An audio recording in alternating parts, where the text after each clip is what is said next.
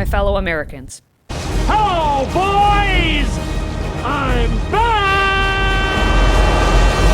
Yes, I am back. My baby boy was born a little while back there in 2019, and he is doing great. Thank you to all of those who have reached out with kind wishes. But it's 2020 now, and time to get down to business. And it's about to get real with outrage, crybabies, and Hollywood. But I repeat myself. I'm Katie Petrick, and this is Healthy Republic. Good evening, and welcome to 2020 with Barbara Wawa. And if you get that reference, you are my friend. As we enter this hashtag New Year, New You, one thing remains the same.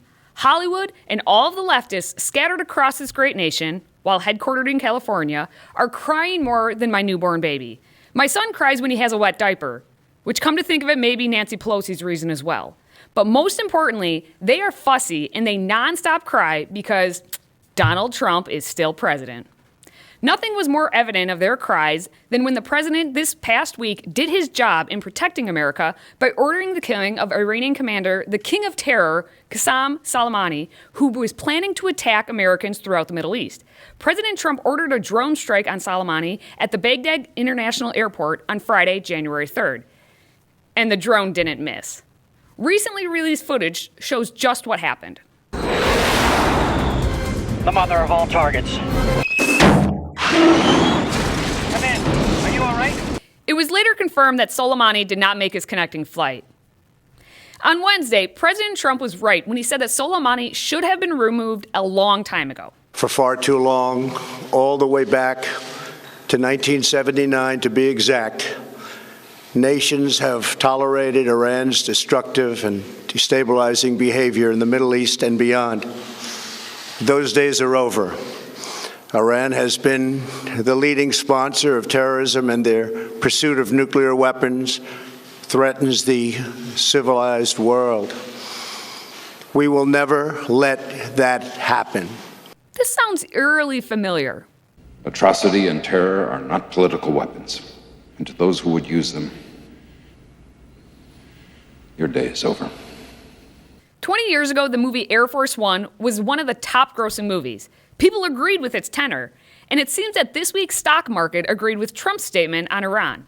The stocks jumped and oil prices lowered after the president's speech on Wednesday. The S&P 500 and NASDAQ Composite hit all-time highs, rising 0.7%, while oil prices dropped more than 4%. That's just silly. Meryl Streep would never give any praise to President Trump. Because here in the real world, when our president is doing what is necessary to keep America safer, the Democrats and Meryl Streep have their own plans. There's the target area.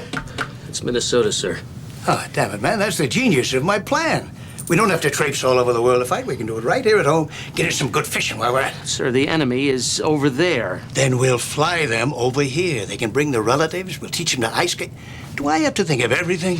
Yes, just like Democratic leadership, members of the Squad, Adam Schiff, most college professoriate, and all of Hollywood, they would rather have the enemies welcomed on the free soil. And in case you were wondering, the next generation completely buys into it.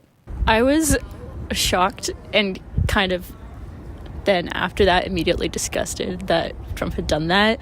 Don't have the moral authority, and certainly Trump himself doesn't have the ability to do that. I certainly feel for the Iranian people. It was such a big official that it meant a lot to a lot of people, so to kill someone like that so brutally all of a sudden, obviously it's something that hurts.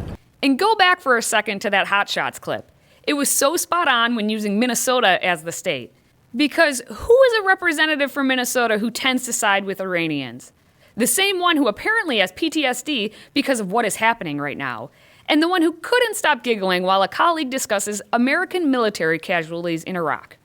It doesn't deal with an incident or a dislike or someone in a car coming in from the airport.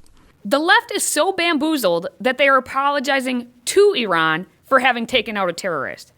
Michael Too Much More led the charge with an Instagram post in Farsi appealing to the Ayatollah and president of Iran, asking them to not respond violently, but to act bravely instead.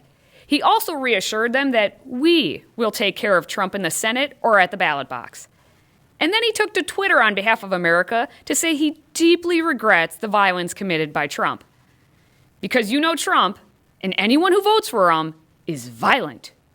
You are violent. 2/3 of all white guys voted for Trump.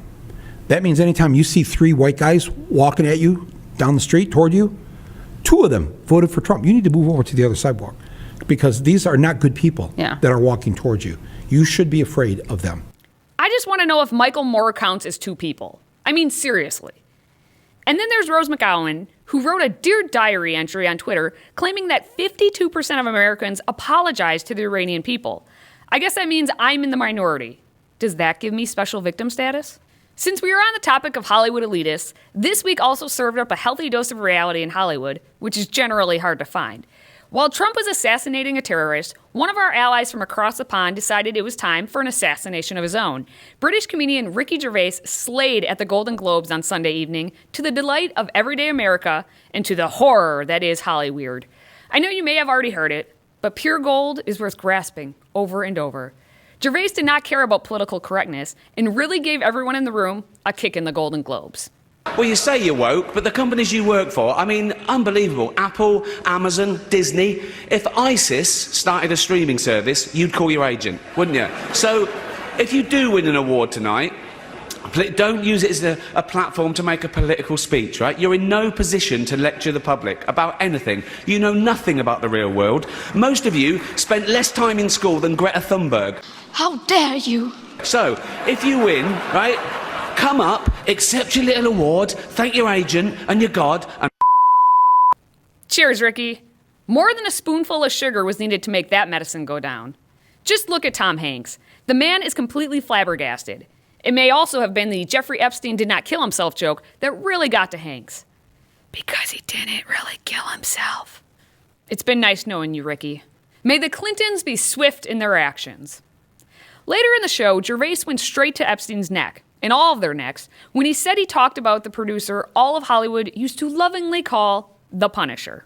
Our next presenter starred in Netflix's Bird Box, a movie where people survive by acting like they don't see a thing.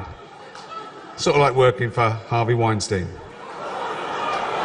You did it. I didn't. You did it. Luckily, the celebrities were encouraged to drown their sorrows with alcohol and drugs, as Gervais rightly pointed out at the end of the show. Of course, members of the media came to the defense of their fellow leftists, critiquing Gervais's conduct in such a brave way, using column inches. Lorraine Alley of the LA Times was most offended. She devoted an entire column to saying that politics reigned at the Golden Globes. Too bad Ricky Gervais didn't notice. She then bemoaned that the mood was already sober thanks to an impeachment, the threat of war with Iran, and devastating bushfires in Australia. The last thing anyone needed was for the smirking master of ceremonies to reprimand them for having hope, or taunt the room for trying to use their influence to change things for the better. Gervais called it perfectly, and he reminded the world of this in the days following. On Twitter, he burst the snowflakes' eco-friendly bubbles and reminded them how humor works. I particularly like number 3. It's not all about you. But Holly weirdos think the world revolves around them, and so they tried to use their influence, getting all political in their speeches, exactly what Gervais said not to do. They took on their favorite issues: climate change, diversity, LGBTQ, and of course, abortion. They all got hot and bothered about Trump taking out one man who's responsible for the deaths of thousands, and yet there was Michelle Williams proudly talking about her own ability to have an abortion. And I wouldn't have been able to do this without employing a woman's right to choose. Michelle Williams, you are so brave. Woo! Death to the most innocent. 42 million worldwide, to be exact, with 3,000 per day being murdered in the U.S. And that's just 2019. There's a reason Michelle Williams played my least favorite character on Dawson's Creek. So it just doesn't matter if God exists or not. The important thing is for you to believe in something. We are barely into 2020, and I know there will be plenty to talk about this year. On the one hand, yay. But on the other hand, in this episode alone, we saw how dumb we are and how all of this year will be part of the dumpster fire that is becoming our society. I don't want to be doom and gloom, and I hope I'm wrong, so I'm counting on you to cheer me up. Let me know in the comments, in 3 words or less, what will be the theme of 2020? Please say it involves a pony. Until next time, Jeffrey Epstein didn't kill himself. And stay healthy, America.